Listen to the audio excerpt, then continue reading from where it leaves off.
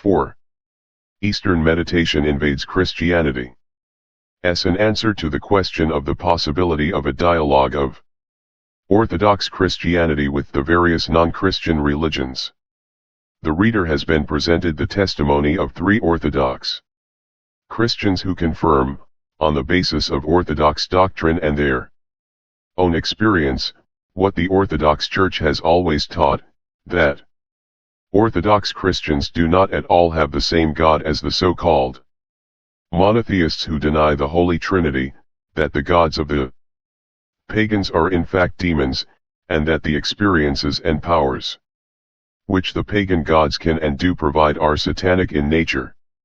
All this in no way contradicts the words of St. Peter, that God is no respecter of persons, but in every nation he that feareth him and worketh righteousness is acceptable to him, Acts 10:34, 35, or the words of St. Paul, that God in times past suffered all nations to walk in their own ways.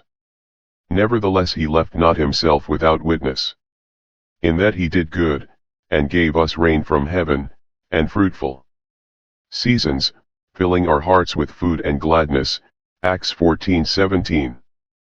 Those who live in the bondage of Satan, the prince of this world, John 12:31, in darkness which is unenlightened by the Christian gospel are judged in the light of that natural testimony of God, which every man may have, despite this bondage. For the Christian, however, who has been given God's revelation, no dialogue is possible with those outside the faith. b. Yea, not unequally yoked with unbelievers, for what fellowship hath righteousness with unrighteousness? And what communion hath light with darkness? And what concord hath Christ with Belial? Or what part hath he that believeth with an infidel? Wherefore come out from among them, and be ye separate, saith the Lord. 2 Cor 6:14, 17. The Christian calling is rather to bring the light of Orthodox Christianity to them, even as St. Peter did to the God-fearing household of Cornelius the centurion, Acts 10:34, 48, in order to enlighten their darkness and join them to the chosen flock of Christ's Church. All of this is obvious enough to Orthodox Christians who are aware of and faithful to the truth of God's revelation in the Church of Christ. But many who consider themselves Christians have very little awareness of the radical difference between Christianity and all other religions, and some who may have this awareness have very little discernment in the area of spiritual experiences, a discernment that has been practiced and handed down in Orthodox patristic writings and lives of saints for nearly 2,000 years. In the absence of such awareness and discernment, the increasing presence of Eastern religious movements in the West, especially in the past decade or two, has caused great confusion in the minds of many would-be Christians. The case of Thomas Merton comes immediately to mind, a sincere convert to Roman Catholicism and Catholic monasticism some 40 years ago, long before the radical reforms of Vatican II. He ended his days proclaiming the equality of Christian religious experiences and the experience of Zen, Buddhism and other pagan religions. Something has entered the air in these past 2 decades or so that has eroded whatever remained of a sound Christian outlook in Protestantism and Roman Catholicism, and now is attacking the Church itself, Holy Orthodoxy. The dialogue with non-Christian religions is a result rather than a cause of this new spirit. In this chapter we shall examine some of the Eastern religious movements which have been influential in the 1970s, with special emphasis on the attempts to develop a syncretism of Christianity and Eastern religions, particularly in the realm of spiritual practices. Such attempts more often than not cite the Philokalia and the Eastern Orthodox tradition of contemplative prayer as being more akin to Eastern spiritual practices than anything that exists in the West. It is time enough, then, to point out clearly the great abyss that exists between Christian and non-Christian spiritual experience, and why the religious philosophy that underlies this new syncretism is false and dangerous. 1. Christian Yoga. Hindu yoga has been known in the West for many decades, and, especially in America, it has given rise to innumerable cults and also to a popular form of physical therapy which is supposedly non-religious in its aims. Nearly 20 years ago, a French Benedictine monk wrote of his experiences in making yoga a Christian discipline. The description that follows is taken from his book. 1. Hindu yoga is a discipline that presupposes a rather abstemious, disciplined life, and is composed of breath control and certain physical postures which produce a state of relaxation in which one meditates, usually with the help of a mantra or sacred utterance, which aids concentration. The essence of yoga is not the discipline itself, but the meditation which is its end. The author is correct when he writes, the aims of Hindu yoga are spiritual. It is tantamount to treason to forget this and retain only the purely physical side of this ancient discipline, to see in it no more than a means towards bodily health or beauty. P. 54. To this it should be added that the person who uses yoga only for physical well-being is already disposing himself towards certain spiritual attitudes and even experiences of which he is undoubtedly unaware. Of this more will be said below. The same author then continues, the art of the yogi is to establish himself in a complete silence, to empty himself of all thoughts and illusions, to discard and forget everything but this one idea: man's true self is divine, it is God, and the rest is silence. P. 63. This idea, of course, is not Christian but pagan, but the aim of Christian yoga is to use the technique of yoga for a different spiritual end, for a Christian meditation. The object of the yoga technique, in this view, is to make one relaxed, content, unthinking, and passive or receptive to spiritual ideas and experiences. As soon as you have taken up the posture, you will feel your body relaxing, and a feeling of general well-being will establish itself in you. P. 158. The exercises produce an extraordinary sense of calm. P. 6. To begin with, one gets the feeling of a general unwinding, of a well-being taking hold, of a euphoria that will, and in fact does, last. If one's nerves have been tense and overstrung, the exercises calm them, and fatigue disappears in a little time. P. 49. The goal of all the yogi's efforts is to silence the thinking self in him by shutting his eyes to every kind of enticement. P. 55. The euphoria which yoga brings could well be called a state of health that allows us to do more and do it better on the human plane to begin with, and on the Christian religious, spiritual plane afterwards. The most apt word to describe it is contentedness, a contentedness that inhabits body and soul and predisposes us toward the spiritual life. P. 31. One's whole personality can be changed by it. Hatha yoga influences character to the good. One man, after some weeks of practice, admits he no longer knows himself, and everyone notices a change in his bearing and reaction. He is gentler and more understanding. He faces experience calmly. He is content. His whole personality has been altered and he himself feels it steadying and opening out. From this there arises an almost permanent condition of euphoria, of contentedness. P. 50. But all of this is only a preparation for a spiritual aim, which begins to make itself felt in a very short time, by becoming contemplative in a matter of weeks. My prayer had been given a particular and novel cast, p7.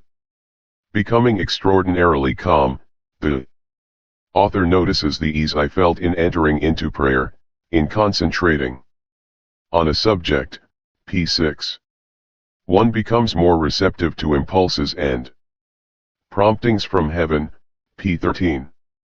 The practice of yoga makes for increased suppleness and receptivity, and thus for openness to those personal exchanges between God and the soul that mark the way of the mystical life, p31. Even for the apprentice yogi, prayer becomes sweet and embraces the whole of man, p183. One is relaxed and ready to tremble at the touch of the Holy Ghost, to receive and welcome what God in His goodness thinks fit to let us experience, p71. We shall be making our being ready to be taken, to be seized, and this is surely one of the forms, in fact the highest of Christian contemplation, p72. Every day the exercises, and indeed the whole ascetic discipline of my yoga, make it easier for the grace of Christ to flow in me. I feel my hunger for God growing, and my thirst for righteousness, and my desire to be a Christian in the full strength of the word, p11. Anyone who understands the nature of prelust or spiritual deception, see below, pages 143 to 44, 149, 162, will recognize in this description of Christian yoga precisely the characteristics of those who have gone spiritually astray, whether into pagan religious experiences or sectarian Christian experiences. The same striving for holy and divine feelings, the same openness and willingness to be seized by a spirit, the same seeking not for God but for spiritual consolations, the same self-intoxication which is mistaken for a state of grace, the same incredible ease with which one becomes contemplative or mystical, the same mystical revelations and pseudo-spiritual states. These are the common characteristics of all who are in this particular state of spiritual deception. But the author of Christian Yoga, being a Benedictine monk, adds some particular meditations which reveal him as fully in the spirit of the Roman Catholic meditation of recent centuries, with its free play of fantasies on Christian themes.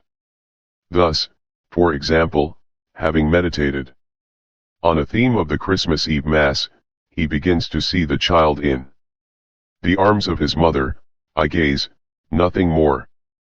Pictures, ideas, associations of ideas, Savior King Light Halo Shepherd Child Light. Again, come one after the other, march past. All these pieces of a sacred puzzle taken together arouse one idea in me, a silent vision of the whole mystery of Christmas, pages 161 to 62. Anyone with the slightest knowledge of orthodox spiritual discipline will see that this pitiable Christian yogi has fallen handily into a trap set by one of the lesser demons that lie in wait for the seeker of spiritual experiences. He has not even seen an angel of light, but has only given way to his own religious fancies, the product of a heart and mind totally unprepared for spiritual warfare and the deceptions of the demons. Such meditation is being practiced today in a number of Roman Catholic convents and monasteries. The fact that the book concludes with an article by the French translator of the Philokalia, together with excerpts from the Philokalia, only reveals the abyss that separates these dilettantes from the true spirituality of orthodoxy, which is totally inaccessible to the modern wise men who no longer understand its language. A sufficient indication of the author's incompetence in understanding The philokalia is the fact that he gives the name prayer of the heart, which in Orthodox tradition is the highest mental prayer, acquired by very few only after many years of ascetic struggle and being humbled by a true God-bearing elder, to the easy trick of reciting syllables in rhythm with the heartbeat, p. 196. We shall comment more fully below on the dangers of this Christian yoga when noting what it possesses in common with other forms of Eastern meditation which are being offered to Christians today. 2. Christian Zen. An Eastern religious practice on a more popular level is offered in the book of an Irish Catholic priest William Johnston, Christian Zen. Point 2. The author starts from basically the same place as the author of Christian Yoga, a feeling of dissatisfaction with Western Christianity, a desire to give it a dimension of contemplation or meditation. Many people, discontented with old forms of prayer, discontented with the old devotions that once served so well, are looking for something that will satisfy the aspirations of the modern heart. p. 9. Contact with Zen has opened up new vistas, teaching me that there are possibilities in Christianity I never dreamed of. One may practice Zen as a way of deepening and broadening his Christian faith. p. 2. The technique of Japanese Zen is very similar to that of Indian yoga, from which it is ultimately derived, although it is rather simpler. There is the same basic posture, but not the variety of postures of yoga, breathing technique, the repetition of a sacred name if desired, as well as other techniques peculiar to Zen. The aim of these techniques is the same as that of yoga, to abolish rational thinking and attain a state of calm, silent meditation. The sitting position impedes discursive reasoning and thinking and enables one to go down to the center of one's being in imageless and silent contemplation. p. 5, to a deep and beautiful realm of psychic life. p. 17, to deep interior silence. p. 16. The experience thus attained is somewhat similar to that achieved by taking drugs, for people who have used drugs understand a little about Zen, since they have been awakened to the realization that there is a depth in the mind worth exploring. p. 35. And yet this experience opens up a new approach to Christ, an approach that is less dualistic and more oriental. p. 48. Even absolute beginners in Zen can attain a sense of union and an atmosphere of supernatural presence. p. 31. A savoring of mystical silence. p. 30. Through Zen, the state of contemplation hitherto restricted to a few mystics can be broadened out, and all may have vision, all may reach samadhi. Enlightenment. p. 46. The author of Christian Zen speaks of the renewal of Christianity, but he admits that the experience he thinks can bring it about may be had by anyone, Christian or non-Christian. I believe that there is a basic enlightenment which is neither Christian nor Buddhist nor anything else. It is just human. p. 97. Indeed, at a convention on meditation at a Zen temple near Kyoto, the surprising thing about the meeting was lack of any common faith. No one seemed the slightest bit interested in what anyone else believed or disbelieved, and no one, as far as I recall, even mentioned the name of God. p. 69. This agnostic character of meditation has a great advantage for missionary purposes, for in this way meditation can be taught to people who have little faith, to those who are troubled in conscience or fear that God is dead. Such people can always sit and breathe. For them meditation becomes a search, and I have found that people who begin to search in this way eventually find God. Not the anthropomorphic God they have rejected, but the great being in whom we live, move, and are, p. 70. The author's description of the Zen enlightenment experience reveals its basic identity with the cosmic experience provided by shamanism and many pagan religions. I myself believe that within us are locked up torrents and torrents of joy that can be released by meditation. Sometimes they will burst through with incredible force, flooding the personality with an extraordinary happiness that comes from one knows not where, p. 88. Interestingly, the author, on returning to America after 20 years in Japan, found this experience to be very close to the Pentecostal experience, and he himself received the baptism of the Spirit at a charismatic meeting, p. 100. The author concluded, returning to the Pentecostal meeting, it seems to me that the imposition of hands, the prayers of the people, the charity of the community, these can be forces that release the psychic power that brings enlightenment to the person who has been consistently practicing Zazen, pages 92 to 93. We shall examine in the 7th chapter of this book the nature of the Pentecostal or charismatic experience. Little need be said in criticism of these views. They are basically the same as those of the author of Christian Yoga, only less esoteric and more popular.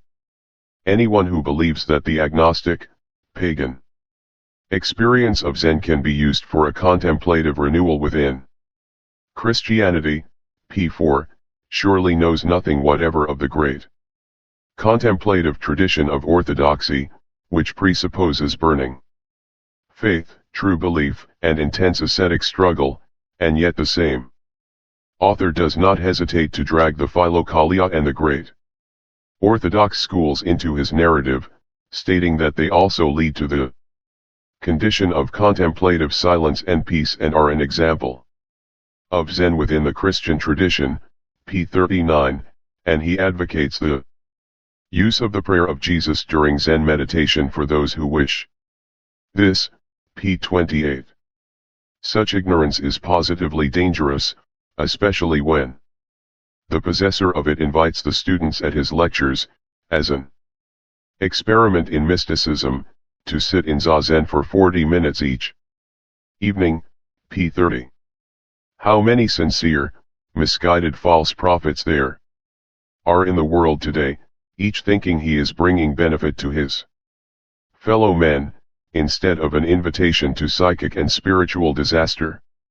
Of this we shall speak more in the conclusion below. 3. Transcendental meditation. The technique of Eastern meditation known as transcendental meditation, or TM for short, has attained such popularity in a few years, especially in America, and is advocated in such an outrageously flippant tone, that any serious student of contemporary religious currents will be inclined at first to dismiss it as merely an overinflated product of American advertising and showmanship. But this would be a mistake, for in its serious claims it does not differ markedly from yoga and Zen, and a close look at its techniques reveals it as perhaps more authentically Eastern than either of the somewhat artificial syncretisms, Christian yoga and Christian Zen. According to one standard account of this movement, 3. Transcendental meditation was brought to America, where it has had its most spectacular success, by a rather unorthodox Indian yogi, Maharishi Mahesh Yogi, and began to grow noticeably about 1961. In 1967 it received widespread publicity when the popular singers known as the Beatles were converted to it and gave up drugs, but they soon abandoned the movement, although they continued to meditate, and the Maharishi hit his low point the next year when his American tour, together with another convert singing group called the Beach Boys, was abandoned as a financial failure. The movement itself, however, continued to grow. By 1971 there were some 100,000 meditators following it, with 2,000 specially trained instructors, making it already by far the largest movement of Eastern spirituality in America. In 1975 the movement reached its peak, with about 40,000 trainees a month and upwards of 600,000 followers in all. During these years it was widely used in the army, public schools, prisons, hospitals, and by church groups, including parishes of the Greek Archdiocese in America, as a supposedly neutral form of mental therapy which is compatible with any kind of religious belief or practice. The TM course is one especially tailored to the American way of life and has been sympathetically called a course in how to succeed spiritually without really trying. P17, the Maharishi himself calls it a technique which is just like brushing your teeth. P104. The Maharishi has been strongly criticized by other Hindu yogis for cheapening the long tradition of yoga in India by making this esoteric practice available to the masses for money. The charge in 1975 was $125 for the course, $65 for college students, and progressively less for high school, junior high school, and very young children. In its aims, presuppositions, and results, TM does not differ markedly from Christian yoga or Christian Zen. It differs from them chiefly in the simplicity of its techniques and of its whole philosophy, and in the ease with which its results are obtained. Like them, TM does not require any belief, understanding, moral code, or even agreement with the ideas and philosophy. P104, it is a technique pure and simple, which is based on the natural tendency of the mind to move toward greater happiness and pleasure. During transcendental meditation your mind is expected to follow whatever is most natural and most pleasant. P13. Transcendental meditation is a practice first and a theory afterwards. It is essential at the beginning that an individual does not think intellectually at all. P. 22. The technique which the Maharishi has devised is invariably the same at all TM centers throughout the world. After 2 introductory lectures, one pays the fee and then comes for initiation, bringing with him a seemingly strange collection of articles, always the same: 3 pieces of sweet fruit, at least 6 fresh flowers, and a clean handkerchief. P39. These are placed in a basket and taken to the small initiation room, where they are placed on a table before a portrait of the Maharishi's guru, from whom he received his initiation into yoga. On the same table a candle and incense are burning. The disciple is alone in the room with his teacher, who is himself required to have received initiation and to have been instructed by the Maharishi personally. The ceremony before the portrait lasts for half an hour and is composed of soft singing in Sanskrit, with meaning unknown to the initiate, and a chanting of the names of past masters of yoga. At the end of the ceremony the initiate is given a mantra, a secret Sanskrit word which he is to repeat ceaselessly during meditation, and which no one is to know except his teacher. P42. The English translation of this ceremony is never revealed to initiates, it is available only to teachers and initiators themselves. It is contained in an unpublished handbook called The Holy Tradition, and its text has now been printed by the Spiritual Counterfeits Project in Berkeley as a separate pamphlet. This ceremony is nothing but a traditional Hindu ceremony of worship of the gods. Puja, including the deified guru of the Maharishi, Sri Guru Dev, and the whole line of masters through which he himself received his initiation. The ceremony ends with a series of 22 offerings made to the Maharishi's guru, each ending with the words, To Sri Guru Dev I bow down. The initiator himself bows down before a portrait of Guru Dev at the end of the ceremony and invites the initiate to do likewise. Only then is the latter initiated. The bowing is not absolutely required of the initiate, but the offerings are. Thus the modern agnostic, usually quite unawares, has been introduced to the realm of Hindu religious practices. Quite easily he has been made to do something to which his own Christian ancestors, perhaps, had preferred torture and cruel death. He has offered sacrifice to pagan gods. On the spiritual plane it may be this sin, rather than the psychic technique itself, that chiefly explains the spectacular success of TM. Once he has been initiated, the student of TM meditates twice daily for 20 minutes each time, precisely the same amount recommended by the author of Christian Yoga, letting the mind wander freely, and repeating the mantra as often as he thinks of it. Frequently, one's experiences are checked by his teacher.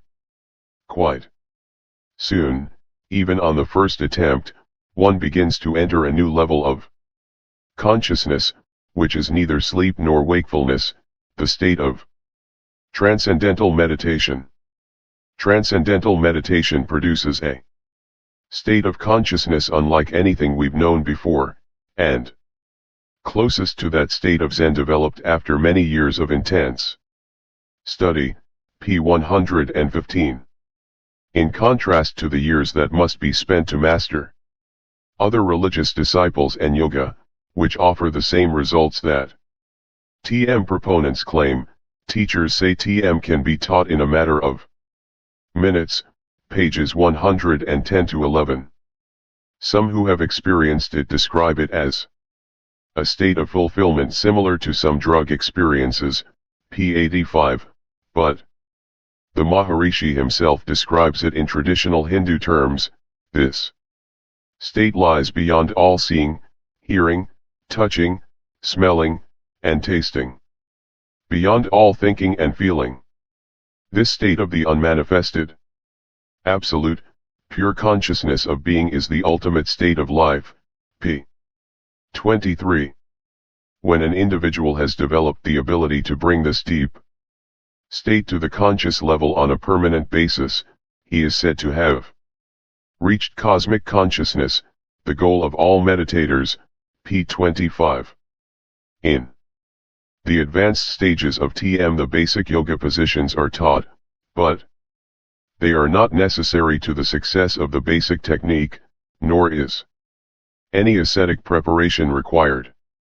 Once one has attained the transcendental state of being, all that is required of one is 20 minutes of meditation twice daily, since this form of meditation is not at all a separate way of life, as in India, but rather a discipline for those who lead an active life. The Maharishi's distinction lies in having brought this state of consciousness to everyone, not just a chosen few. There are numerous success stories for TM, which claims to be effective in almost all cases. Drug habits are overcome, families are reunited, one becomes healthy and happy. The teachers of TM are constantly smiling, bubbling over with happiness.